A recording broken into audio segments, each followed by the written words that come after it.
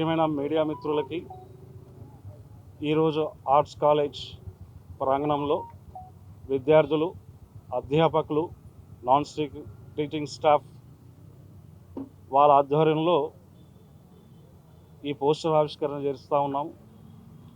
Gaddar foundation మరియు రాష్ట్ర ప్రభుత్వం సంయుక్తంగా నిర్వహిస్తున్న నానా జయంతి 77వ జయంతిని విజయవంతం చేయమని చెప్పేసి మేము కోరుతా ఉన్నాం.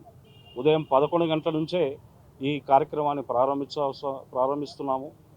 అందరూ కూడా స్వచ్ఛందంగా వచ్చి మీ సందేశాన్ని రాష్ట్ర ప్రజలకు, భారతదేశ ప్రజలకు వినిపించాల్సిందిగా మనవి చేస్తూ ఉన్నాము.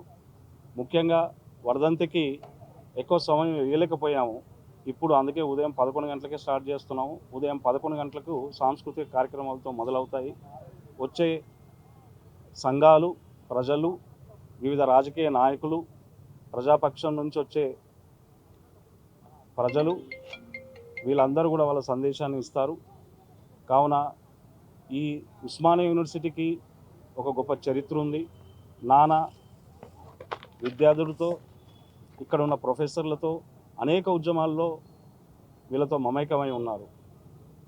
ఒక తెలంగాణ ఉద్యమం కన్నా ముందు అనేక సామాజిక పోరాటంలో ఉస్మానియా యూనివర్సిటీ ఒక వేదిక అయింది. ఒక నాన్నకు ఒక గానమైంది. ప్రియమైన ప్రజలారా, ముఖ్యంగా విద్యార్థులు తెలంగాణ ఉద్యమంలో వాళ్ళు చేసిన త్యాగాలు, వాళ్ళు చేసిన పోరాటాలు, వాళ్ళందరూ కూడా నాన్నతో కలిసి పనిచేశారు. నాన్న ఎప్పుడూ ఒక మాట చెప్పేది విద్యార్థులకి, మనం పోరాటం సామాజిక కోణం నుంచి చేయాలి, అట్లాగే మన చదువుల్ని మానుకోవద్దు, మనం చదువుకోవాలి, ప్రజల భవిష్యత్తుకి మనం చదువుకున్న చదువుని ప్రజలకు అందజేయాలని చెప్పి గ్రామాలకు తరలండి, మనం నేర్చుకున్న పోరాటము, మనం నేర్చుకున్న చదువుని ప్రజలకు ఉపయోగపడాలని చెప్పేవారు.